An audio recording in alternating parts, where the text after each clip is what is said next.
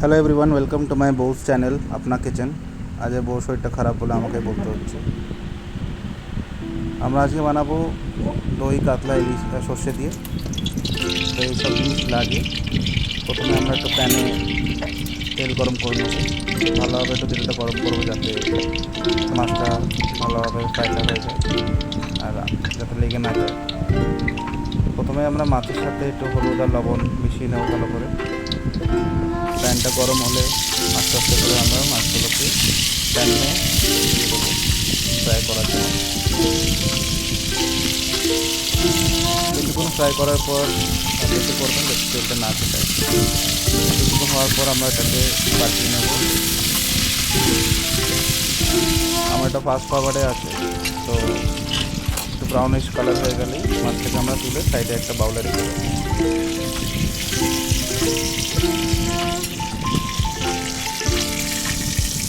দেখে তুলবেন, এই সময়টা তোলার সময় অনেক সময় মাছ ভেঙে যায়। মাছটাকে তুলে রেখে দিলাম। এবার এতে আমরা একটু কালঞ্জি 1 চামচ মতন, হাফ চামচ মতন দিলেও হবে। এটা হচ্ছে সর্ষে, যেটাকে আমি পেস্ট করেছি জল দিয়ে, পুরোটাই ঢেলে দেবেন। একটা বাটি, পুরো বাটিটাই যে দিয়ে দেবেন, ছোট্ট বাটি হলেই হবে। তারপরে দেবেন দই। এটা আপনার হিসাবে পড়বে 4 চামচ মতন হিসাবে পড়বে। এই দইটা দিয়ে দেবেন। একটু লবণ দিয়ে দেবেন টেস্টের জন্য, হলুদ আর কটা লঙ্কা। এটা আপনি চিড়েও দিতে পারেন, কেটে দিতে পারেন, বা এরকম মাছটাও দিতে পারেন।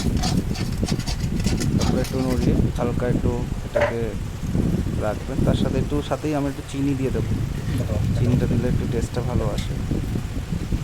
হাফ চামচ মতো চিনি দিয়ে দেবেন।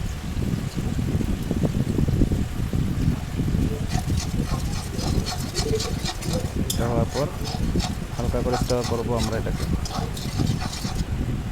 লো মিডিয়ামে করতে পারেন, যেহেতু তেলটা অলরেডি গরম আছে। এবার বাকি মাছটা আমরা এটা দিয়ে দেবো, যেটা ভেজেছিলাম আমরা। 4টে মাছই দিয়ে দিচ্ছি ওতে। তারপরে হালকা করে একটু নাড়িয়ে দাঁড়িয়ে যাতে ঝোলটা লেগে যায় মাছে, এটাকে কিছুক্ষণের জন্য আমরা লো মিডিয়ামে ফ্রাই করবো।